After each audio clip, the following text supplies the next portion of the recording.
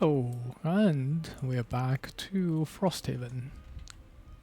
So, last mission we checked out the tower, did a bit of assassination work with Blinkblade, saw our new characters in action. I did make a critical mistake of taking 12 cards into the scenario, which I've corrected now. So I have exactly 1, 2, 3, 4, 5, 6, 7, 8, 9, 10, 11 cards. Yeah. Yeah, that was a bit of a mistake, but fortunately it was a short scenario and it was only 4 rounds, so it never really mattered. 1, 2, 3, 4, 5, 6, 7, 8, 9, 10. Let me just double check. 1, 2, 3, 4, 5, 6, 7, 8, 9, 10, 11. Yeah. Yeah, it didn't matter, so that was fortunate. It does mean that this is the second time I'm recording this because the next scenario I'm going to play, I've already played it and I've already recorded it, and then I realized I took 12 cards into the scenario, so I'm re-recording just so that I'm not cheating or anything. I think that's a pretty critical one, so yeah. Anyway, enough about that. Let's go into the Outpost phase. Passage of time is nice and easy. Nothing going on here today, and we will now move on to Outpost. So, what's going on in Outpost today? It is Winter Event 7. And 7 is a interesting one. Let's put it this way. Alright, let's read it together with Foreteller. The lurkers are unusually agitated today, skittering about manically on the docks, overturning crates and opening barrels. They move with purpose, and their chittering is growing more frantic. But they're not attacking. You notice an Inox child in the courtyard playing with what you assume is a large doll, until you see its claws. The boy seems to be in no danger as he waves a stick at a baby lurker with a bright green and red shell. This is Bumpy. The Inox boy proclaims proudly as you approach. I found him and we're friends. The chittering from the docks grows louder, and Bumpy suddenly loses interest in the boy's stick, turning toward the docks and emitting a loud, high-pitched whine. The chittering stops. For a moment, all is silent except for Bumpy's call. Then, from beyond the wall, a voice echoes the noise. Then another, and another. Soon the keening is a cacophony, and the surprised shouts of the guards tell you the lurkers have turned toward town. It seems they found what they're looking for. Option A. Grab Bumpy and toss it to the attacking lurkers. Option B. Shoo the Inox boy inside and get ready for the fight. Well, so this is the first attack on the Outpost, basically. We are gonna be the good guy here. We're gonna help the Inox boy get inside, so we'll take option B here.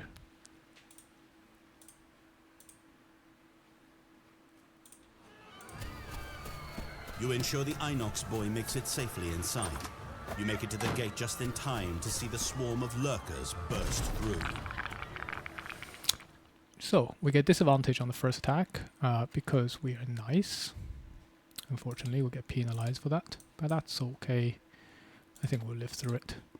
So let's use some of these to help figure out what's getting attacked. So attack strength of 20, targeting 5 buildings, or even number of buildings in ascending order. So that's going to be the Hunting Lodge, Craftsman, Workshop, Town Hall, and Barracks.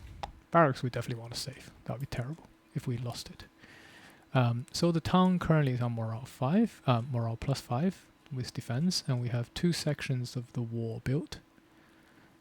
Here and, well, here and here.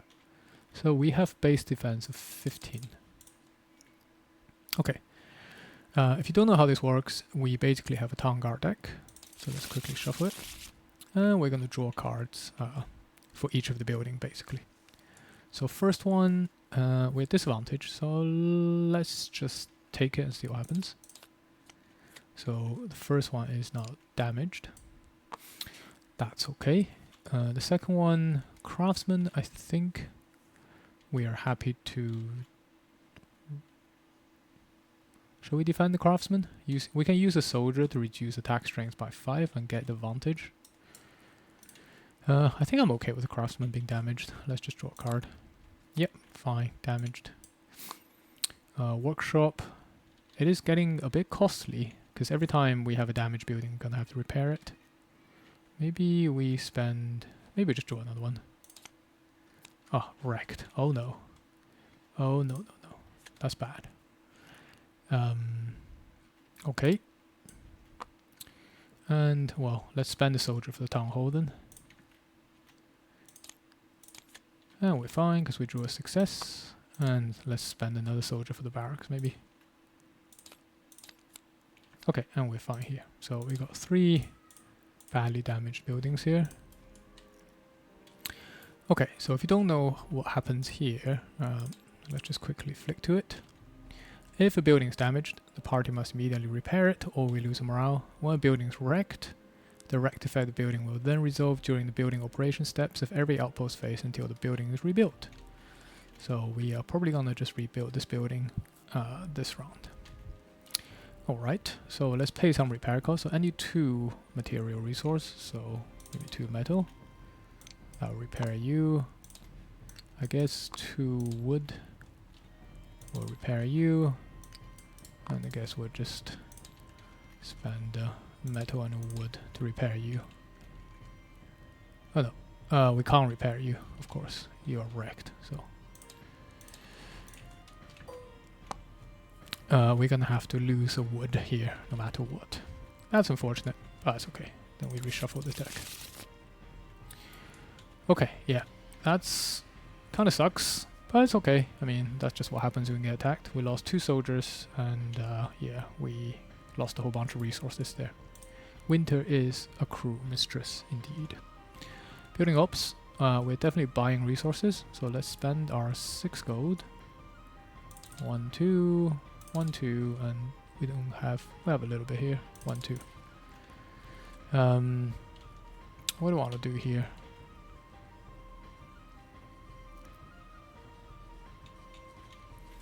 Probably not going to have everything I need to... so maybe let's put 1 here. 1 there. It's going to be a pretty tough winter for everybody, to be honest. Metal, I'm probably going to end up just spending all of it, and for the purpose of crafting here, I imagine. So let's do that. And we can train a soldier for 3 gold and 1 material resource. So let's just do that.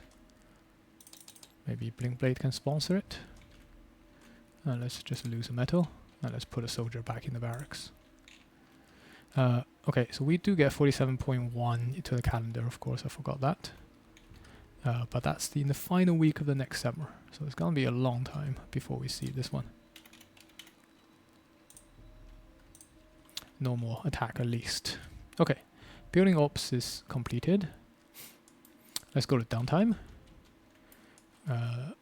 So no level up here, no level up here, no level up here, but we do get a level 8 here, which is pretty crucial. Let's get the hit point first. 13 hit points for our Deathwalker. We can take another card. I'm just gonna take the +2 here, obviously. More damage, the better. Our Deathwalker is just our glass cannon here. And a level 8 card, of course. Level 8 card give us these 2. I won't be going back to take lower ones. Because well, Frozen in Fear is good. It's a pretty good like turn 1 disable. You can literally drop a shadow out and disable everything around it, which is pretty good. They do take damage as well. But I'll be taking Lashing Tendrils. Both sides of Lashing Tendrils just fantastic. The bottom side in particular is very good at dealing with some of the heavily shielded enemies, which are basically some of the most annoying enemies for Deathwalker, since Deathwalker does not naturally have pierce. So yeah, I'll be taking Lashing Tendril for sure. Alright, perk down, HP down, cards down. We're good. So that's leveling up. What else is here? I guess we go to crafting. But I think before we do that, let's set aside the resources to rebuild our workshop, because I don't want to keep on... Did I lose the wood? I don't think I lost the wood actually. I should have lost the wood at building ops as well because of this. Yeah, I don't want to keep losing stuff to this, so let's just set aside resources. 2 wood, 1 metal, and 1 hide. Got a metal here. 2 wood, 1 hide. I think that'll be fine. So in the construction phase, we can reconstruct this building. So yeah, let's just flick to it. When a building's wrecked, flip it. The wreck building resolve, yeah, which we've lost the wood. And we can rebuild it. I don't know what page 68 says actually. Rebuild. To rebuild a building, party must pay the rebuild cost, which is shown in the wreck building. When the cost is built, flip the building card back. During the next post phase, yeah, so...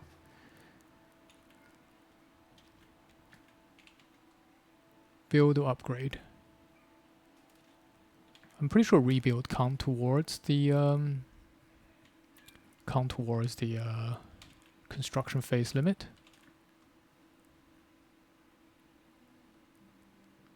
The party may also rebuild any number of wreck buildings, but not until after any builds and upgrades. Oh, maybe build and upgrades do not. Maybe they don't share the same limit. They may build or upgrade 1 building by default. Yeah, okay. So I could build another building if I wish to. Interesting. Well, let's have a look. Let's look at crafting first. I think there's a few things I want in the crafting world anyway. Right, the first thing I want is absolutely... Well, let's bring it down here so it's easier to see. So yeah, the first thing I want is absolutely a shield for our guy. So let's grab the... Where does it go? 1 metal for the crude shield. And then we can spend 1 wood for that to be turned into a reinforced shield. For our crab boy here. Yeah. We need a crab with 2 shields here. Absolutely amazing. I think the other item I'll grab now is gonna be dancing slippers. I think we have the hide here. Yes, we do. And I think we have the snow thistle. Yes, we do.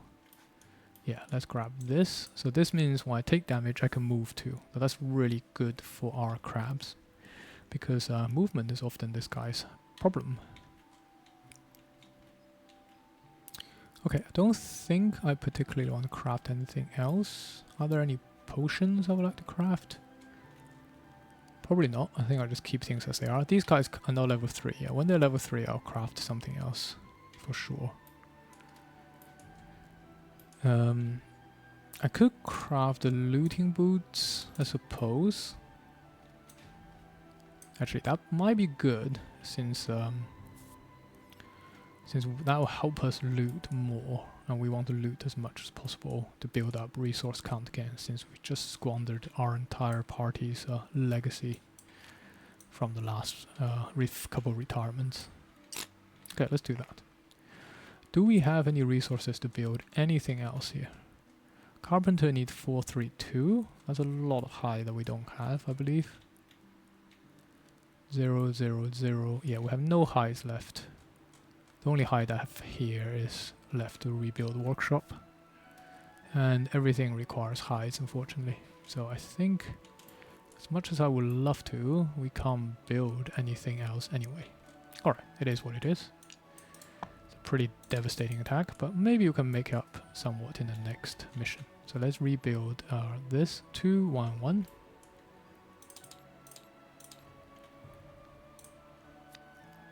Okay, at least we're now back to full strength for the town.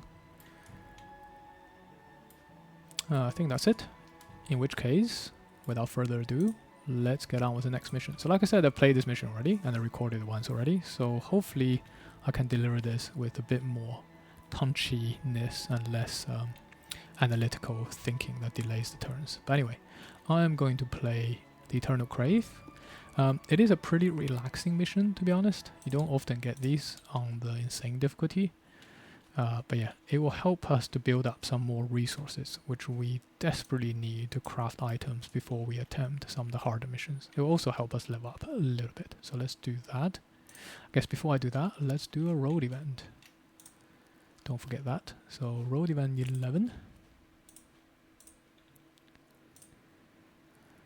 Yeah, so like I said, because I played the last mission with too many cards, I'm gonna be a purist and replay this. Which does mean I already know what happens here. For as far as the eye can see, the view is the same. Nothing but Kivak. Pack animals known for their rocky skin and prominent horn. Hundreds, packed in together for warmth or comfort, block the path ahead of you. As you approach, they stop their grazing in an eerie unison, their heads turning in perfect concert. They refuse to part to allow you passage. A quattril shepherd in muddy overalls steps forward from the crowd. Yep. They'll let you through, but they want something in return. The Kivak blink in unison. You look at him, not understanding. It's a Kivak hive, all linked up. He says, as if this clarified things. He rolls his eyes. Harrowers. They's a bunch of bugs that all work as one thing. Savas is thinking rocks. Heck, even humans are just gray worms swimming around in the skull driving a skeleton around. This here's a bunch of Kivak all as one. Anyways, they want something first. The animals part, leaving a single member of their group staring at you in the center of the clearing. That one wronged the others. They want you to kill her. He shrugs. I understand them, but I can't say I understand them. The Kivak waits, unblinkingly. Option A, kill the Kivak. Option B, refuse and force your way through the sea of animals. Well, I mean, we're not bloodthirsty tyrants, are we? We will take option B here, for sure. So, do I have Outcast? I'm pretty sure I have Outcast. Yes, Deathwalker is an Outcast. So let's read the one with the Outcast outcome. You don't know what this solitary Kivak did to wrong the others, but you understand rejection by your peers. You grab the Kivak and push through the herd. Once on the other side, the reject snorts in thanks before wandering off. Loving the southern music there. We get 1 tick each, which is sorely needed. So I think that helps us complete our perk sheet for the Blinkblade, which is amazing. So let's take the +2 now. Yeah, unlike others, I don't really like these -1 time token thing. I think I'm fine managing the time token. I'd rather get the more damage. Yeah, I know some people really like them, but yeah, I'm not one of them actually. So there it is. Let's what are we doing here? I think let's take out another -1. Why not? And let's put another target in.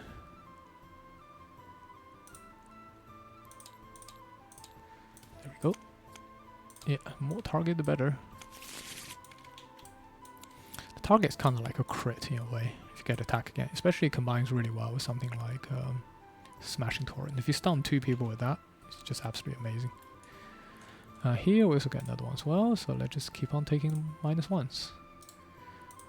Love to get rid of them all as soon as possible. And the heal 1 ally is pretty good. No problem with those. Okay, so that's nice. Bit of a boost for the party before we head into the next mission. So yeah, let's set up the next mission. We want the Eternal Crave. Let's do a side quest. So yeah, this is a big map. It's actually slightly less complicated as you think it is, even though there are a million section number here. So, Eternal Crave. Let's read it together. Well, I suppose let's look at it together first. So, 2 pip complexity designed by the famous Marcel. The scenario is complete when the Hungry Maw is dead at the end of that round. Read some section. Or I can go searching for the Mammoth Bark, Axe Nut and Fire Pepper and cook them together. Warning, this route requires solving a challenging puzzle, and it is indeed fairly challenging if you don't know the answer. Anyway, let's read the introduction together. The Hungry Maw. The old quattrel you met along the road has intrigued you with a tale of fire peppers and dangerous beasts. And now you find yourself following her toward an ancient cave. As far as I know, nobody has been to the cave of the Hungry Maw in almost 100 years. The quattrel named Nuer says. Ever since it last woke up and demanded another plate of fire pepper stew, we've been dreading this day. You've got the fire pepper, and I've brought along an axe nut. But the third ingredient, the dried mammoth bark, can only be found within the Maw's cave. But the place has been overrun by deadly bears and strange flying imps. And with the Maw about to wake up, we have been put in a dire situation. If the Hungry Maw is not fed and leaves its cave, it could mean destruction for the entire north. Nuer stops just outside the mouth of a foreboding cave entrance. Stalactites hang from the ceiling like vicious teeth. My great-grandmother was the last one to successfully cook a batch of the stew. She says, passing you a scrap of paper. This is the recipe passed down in my family. Hope you can figure it out and complete the stew. With determination, you head into the cave with Nuer and find a black cauldron hanging above a pile of sticks. I'll set the fire and get the water boiling, she says. Just go and bring back the bark. Or if you want to try putting the Maw to rest with steel, she says, pointing to an ornate door to the right. Go that way, but I can't imagine it ending well. Well, I think we will go searching for the ingredients, because cooking sounds more fun than fighting. So, this is one of those interesting scenarios where you can either fight a boss fight, which is here, I mean look at this lava-strewn floor, or you can go explore this maze. I think we'll just go explore the maze. Why not? That seems like fun. So, when door 1 is opened, we fighting the Maw, we read a section, or when door 2 is opened, we read a different section, which is down here. So we'll be heading down here. Interesting thing about this room is there aren't any enemies in the first room, which is unusual, to say the least, for Frosthaven scenarios. There are plenty of loot, which is why we're here. Hides, in particular, we need. All the herbs will be great, and the random items, so we'll be certainly on the hunt for them. And monster-wise, nothing unusual here. The usual suspects here, polar bears, they hit hard, can't be stunned, can't be immobilized, can't be disarmed. Imps that inflicts brittle with every attack, and these guys which are immune to curse. Well, we'll see what happens. Like I said, I'm not too scared of this scenario. Let's look at cards. Shirker Conservator. Conservator is interesting. We could try that. We never perform action with a lost card. Executioner is definitely not going to happen. Can't see how that would be happening. Sugar, kill enemy not adjacent to you while you are adjacent to another enemy. Okay, Conservator can definitely happen if I really want it to happen. But do I want it to happen? Is the question. Probably, well, let's just do Shirker. I think sure. But before I do that, maybe I should look at the challenge first. Caltrops. Characters and their allies treat all hexes with loot tokens as hazardous terrains. This does not affect enemies. Well, if we're doing that, I am definitely not doing Conservator, because we can use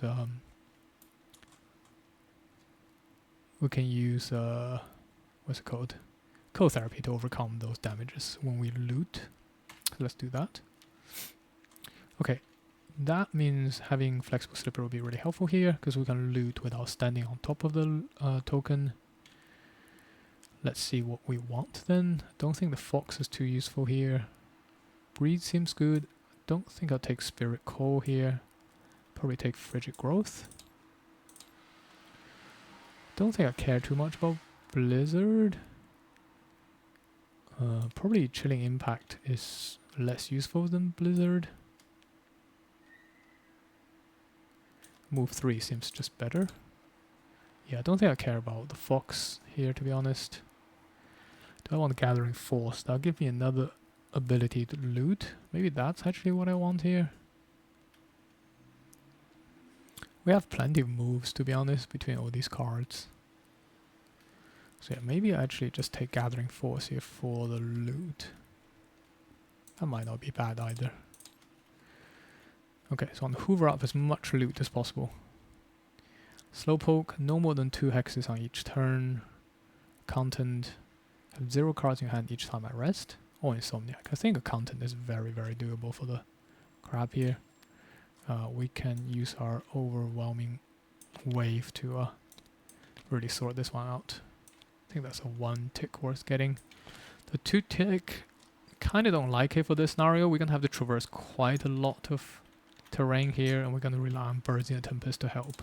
So yeah, I'm not doing that. Okay, what am I taking then? Down to the depths. This allows me to ignore hazardous terrain. That's quite nice with our challenge here. So maybe I'll take that. I think all of these are good.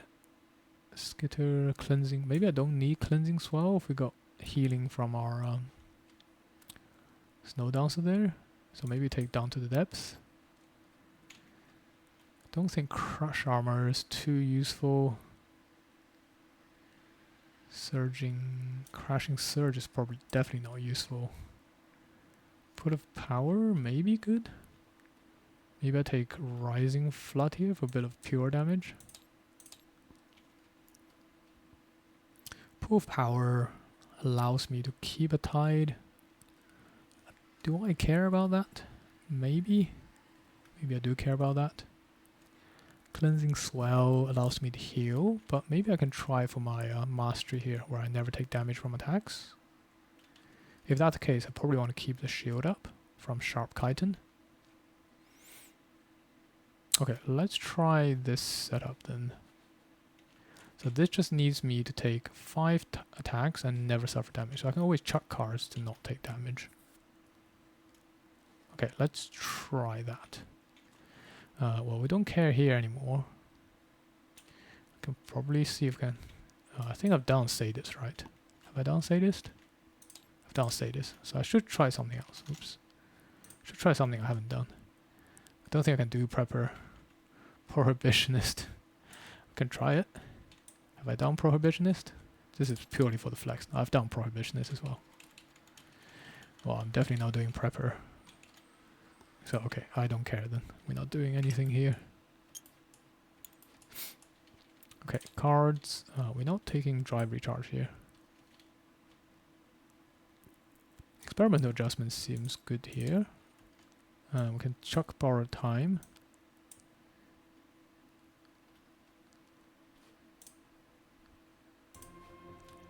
Let's grab Rush to the End here to help the allies move. I think I need Twin Strike as well, so let's take Power Leak out. Let's take Twin Strike for the Wraith with their shield. Do I need Standing Hourglass? Probably not. Let's take Kinetic Transfer for the push. I think this is good. It's a pretty damage focused build for this mission, but I think that's good enough. I don't think I want the loot here.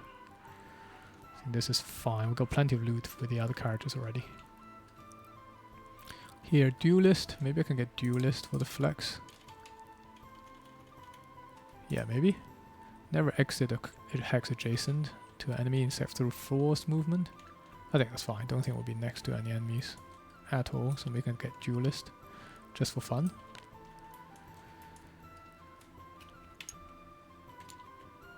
Alright, what are we taking then? Probably don't really need teleportation, So let's take that out. Let's take Lashing Tendril. I think everything else looks good. Is it possible to do the mastery here? Not sure. To do the mastery I need Eclipse, right? I could try it. I could set up Call to the Abyss and then see if I can get the mastery down this game. Yeah, it's not a bad shout. Let's try it. Let's try it. Okay, I think this is a setup. Change some items around for sure. Here, I think this is good. Do I want rough boots? I think it's fine because we've got Birdie and Tempest here. I think this is kind of good for removing things like wound and brittle and wound. So I'll probably stay here with the Amulet of Life here rather than taking Simple Charm. I think these are all good. Okay, that's the setup. Let's have a look at the situation on the ground. So I think what I want to do is have Blinkblade probably here. So Hestar will be 1, 2, and 3. Will get me into the room.